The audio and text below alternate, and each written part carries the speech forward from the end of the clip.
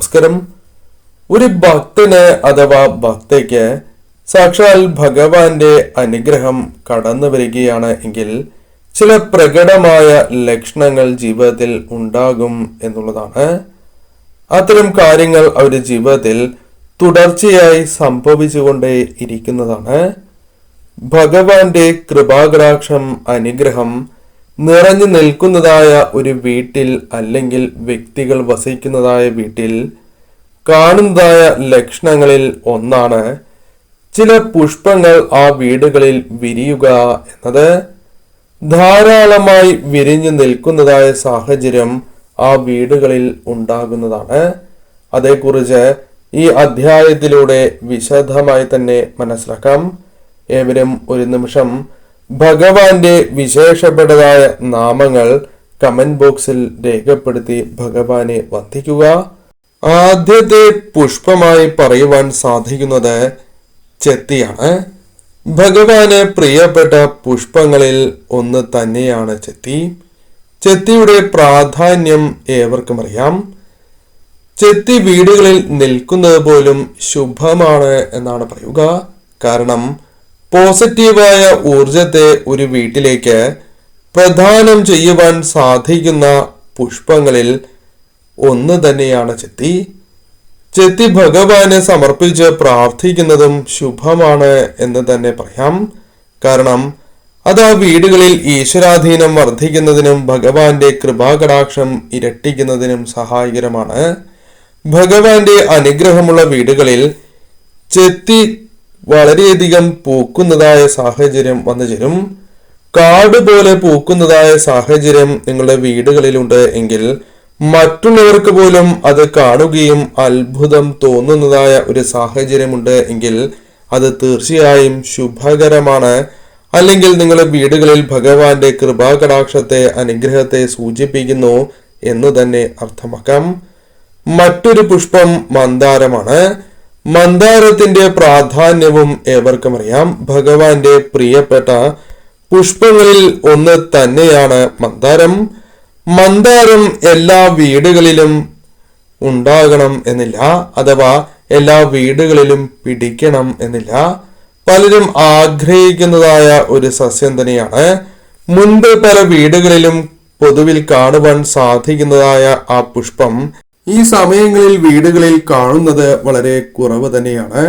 വീടുകളിൽ മന്ദാരം ധാരാളമായി പൂത്തു നിൽക്കുന്നു എങ്കിൽ അത് ആ വീടുകളിലെ പോസിറ്റീവായ ഊർജത്തെയും ഭഗവാന്റെ അനുഗ്രഹം ആ വീടുകളിൽ വർദ്ധിച്ചിരിക്കുന്നു എന്ന സൂചനയും ഇതിലൂടെ അർത്ഥമാക്കുവാൻ സാധിക്കും. ആ വീട്ടിലെ അംഗങ്ങൾക്ക് മാനസികപരമായി വളരെയധികം സന്തോഷം അനുഭവപ്പെടുന്നതായ സാഹചര്യം വന്നു ചേരാം. പ്രശ്നങ്ങൾ വന്നാൽ പോലും അത് തരണം ചെയ്യാൻ സാധിക്കും എന്ന ആത്മവിശ്വാസം പോലും ആ വീട്ടിലെ ഓരോ അംഗങ്ങളിലും പ്രകടമാകും. അത്തരത്തിൽ മന്ദാരം നിങ്ങളുടെ വീടുകളിൽ വളരുന്നു എങ്കിൽ അത് ഭഗവാന്റെ അനുഗ്രഹത്താൽ തന്നെയാകുന്നു. മറ്റൊന്ന് തുളസിയാണ്. തുളസി ധാരാളമായി പൂക്കുകയാണ് എങ്കിൽ അത്രമേൽ വിശേഷമാണ് എന്ന് നിസ്സംശയം പറയാം. കാരണം ആ വീടുകളിലെ ദൈവാനുഗ്രഹത്തെ, ഭഗവാന്റെ കടാക്ഷത്തെ, ലക്ഷ്മി നാരായണ കടാക്ഷത്തെ പോലും സൂചിപ്പിക്കുന്നു എന്നുള്ളതാണ്. എല്ലാ വീടുകളിലും ഇപ്രകാരം തുളസി ധാരാളമായി പൂക്കണം എന്നില്ല.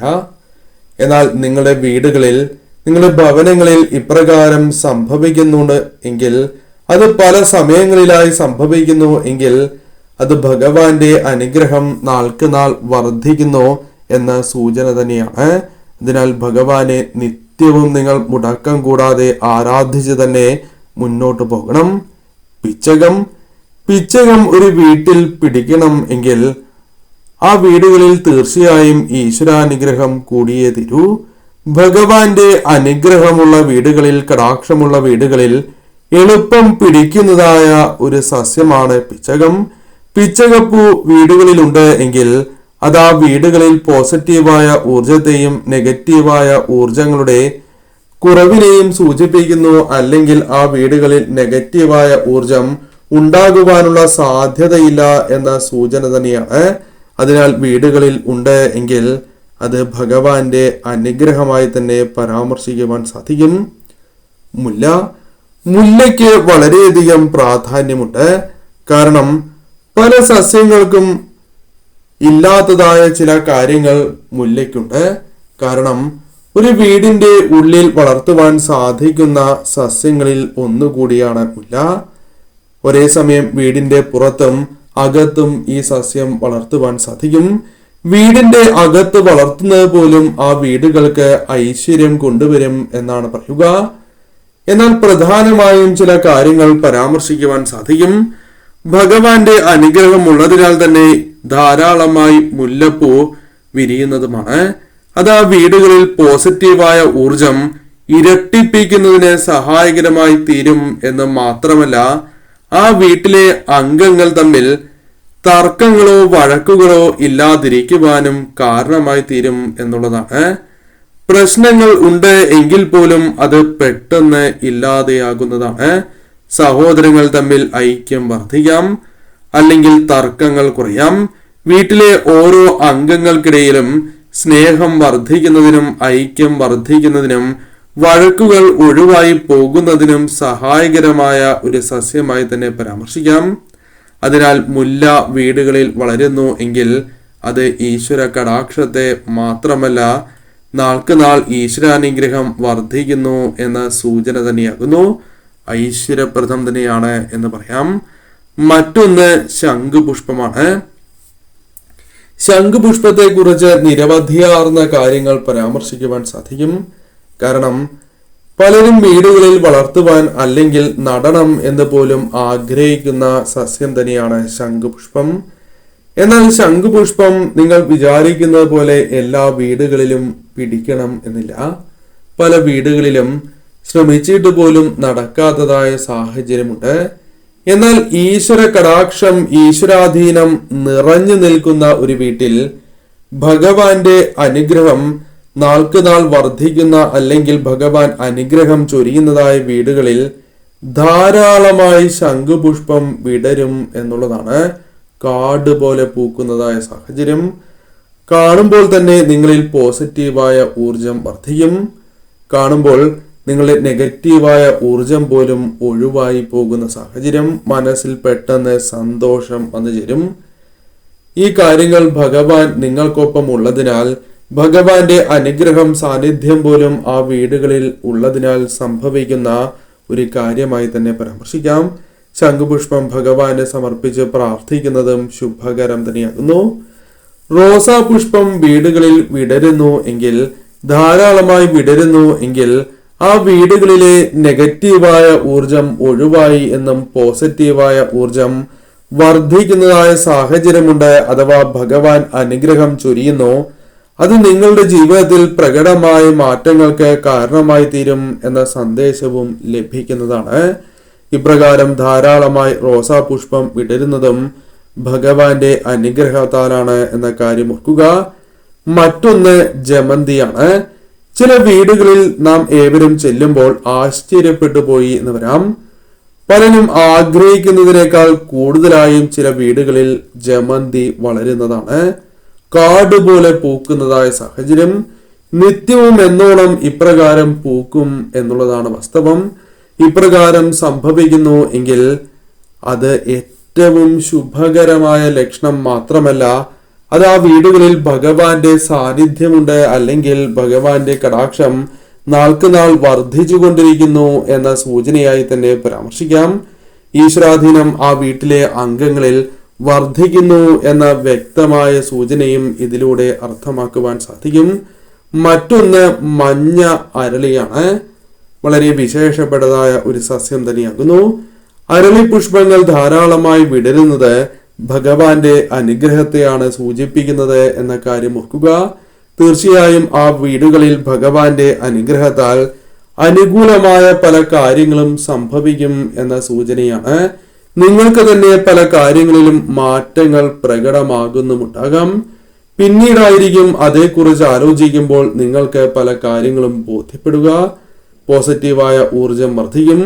പല കാര്യങ്ങളിലും ഉത്സാഹം അല്ലെങ്കിൽ പ്രവർത്തിക്കാനുള്ള ഊർജം നിങ്ങളിലേക്ക് ഇരട്ടിയായി വന്നു ചേരാം. ഇത്തരത്തിൽ പല കാര്യങ്ങളും നിങ്ങളുടെ ജീവിതത്തിൽ സംഭവിക്കും എന്നതാണ് വാസ്തവം. അതിനാൽ ശുഭമാണ് മഞ്ഞ അരളി ധാരാളമായി പൂക്കുന്നത്. മറ്റൊന്ന് കൃഷ്ണ കിരീടമാണ്. കൃഷ്ണ കിരീടം വീടുകളിൽ വിരിഞ്ഞു നിൽക്കുന്നത് കാണുന്നത് പോലും ഐശ്വര്യപ്രദമാണ്. ഏവർക്കും മനസ്സിന് ഒരു സന്തോഷം ഉണ്ടായി എന്ന് വരാം. തീർച്ചയായും ഈ സസ്യം നിങ്ങളുടെ വീടുകളിൽ വെറുതെ വിടരില്ല എന്നതാണ് വാസ്തവം. കാരണം ഭഗവാന്റെ അനുഗ്രഹം നിറഞ്ഞു നിൽക്കുന്ന വീട്ടിൽ, നാൾക്കുനാൾ വർദ്ധിച്ചു കൊണ്ടിരിക്കുന്നതായ വീട്ടിൽ ഈ പുഷ്പം ധാരാളമായി പൂക്കും എന്നുള്ളതാണ്.